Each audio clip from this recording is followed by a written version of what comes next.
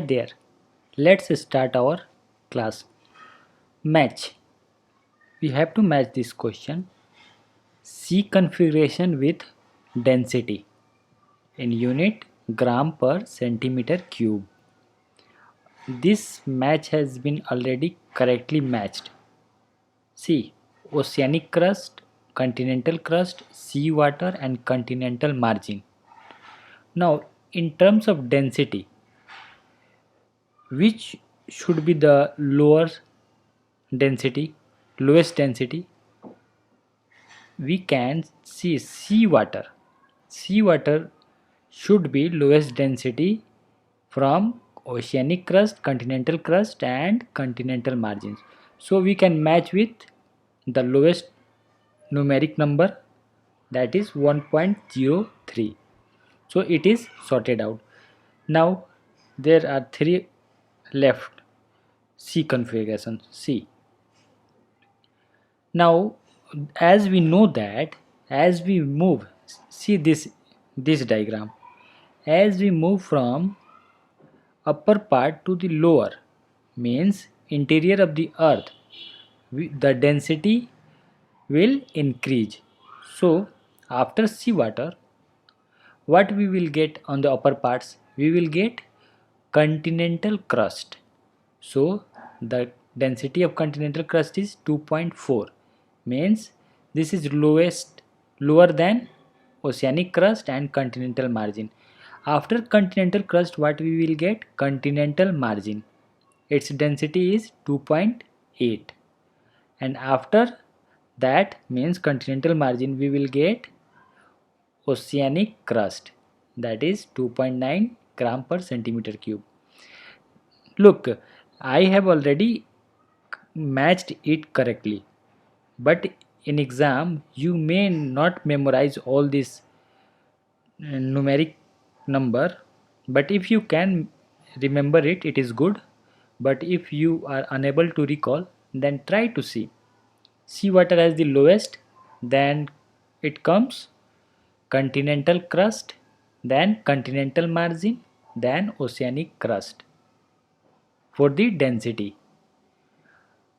Okay, and look here,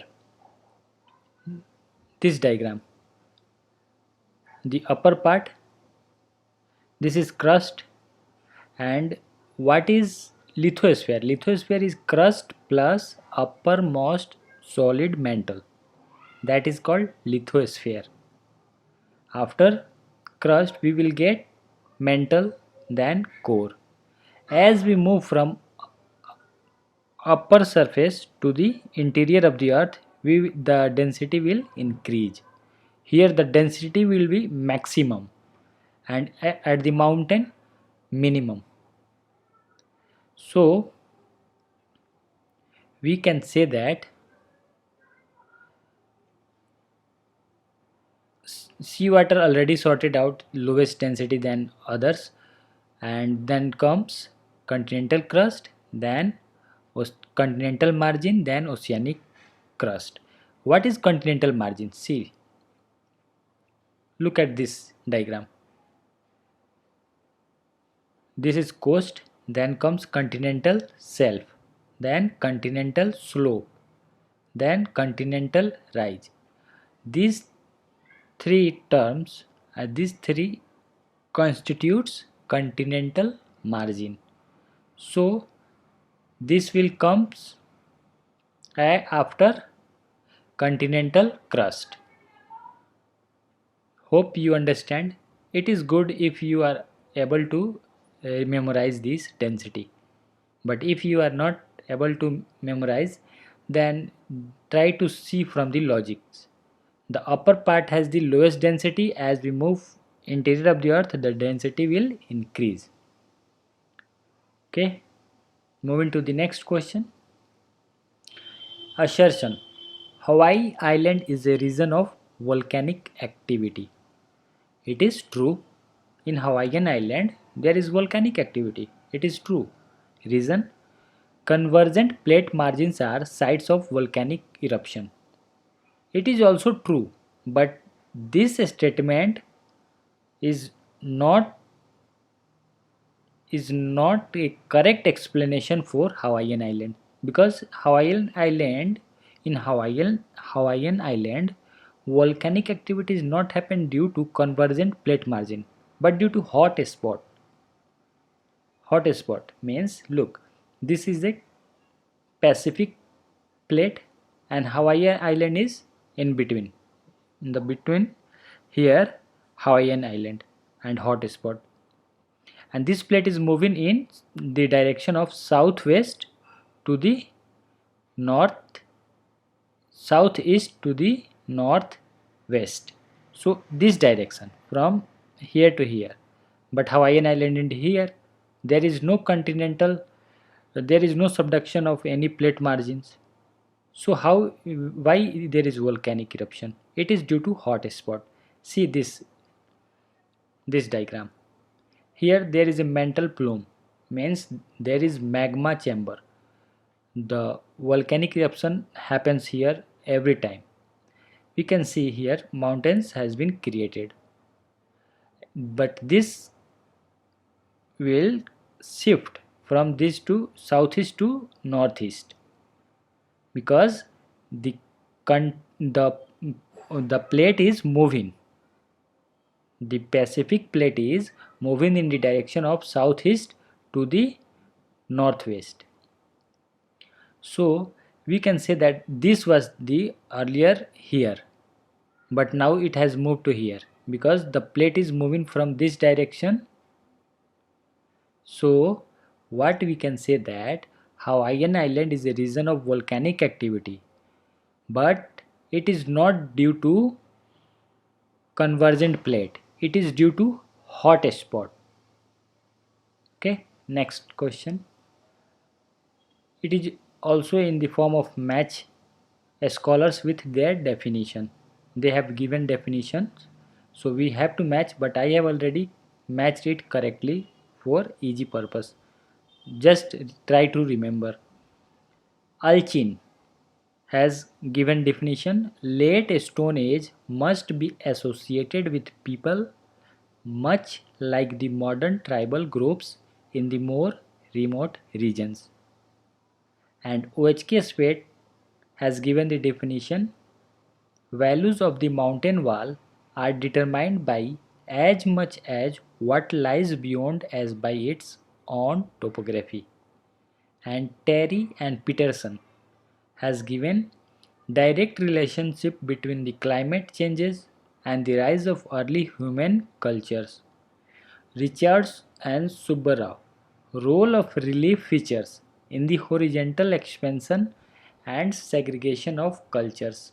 Now here, one more thing, one additional information. Peterson wrote the book Climate and the Collapse of Mayan Civilization.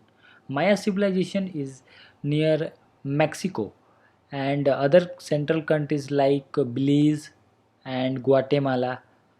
According to Maya calendar, it was over in 2012, but and people believe that that was the doomsday.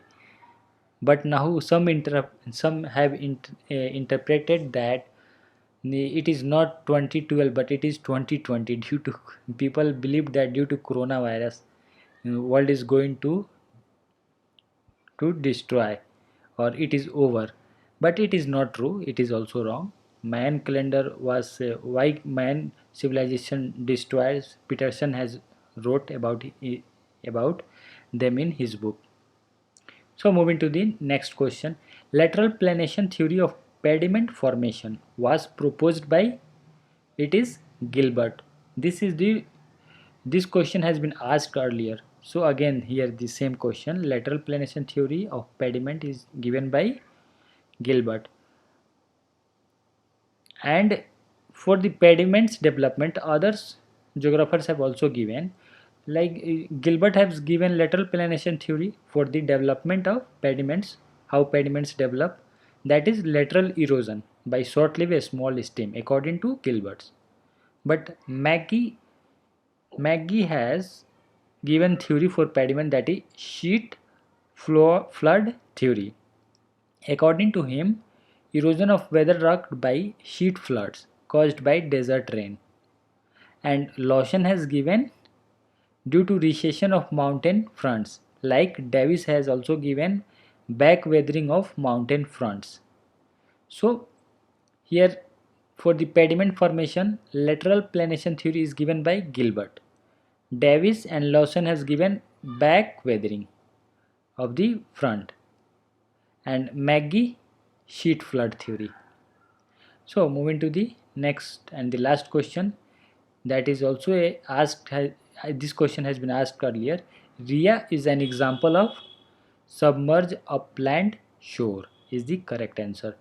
Try to recall from this diagram we have already discussed. This red dotted dashed line shows that it was the former course of river whose valleys have been now drawn. And this is a satellite image of Ria.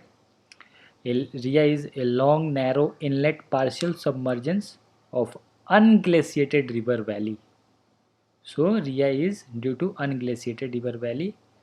So Ria is an example of submerged upland shore. That's all. Bye bye. Take care.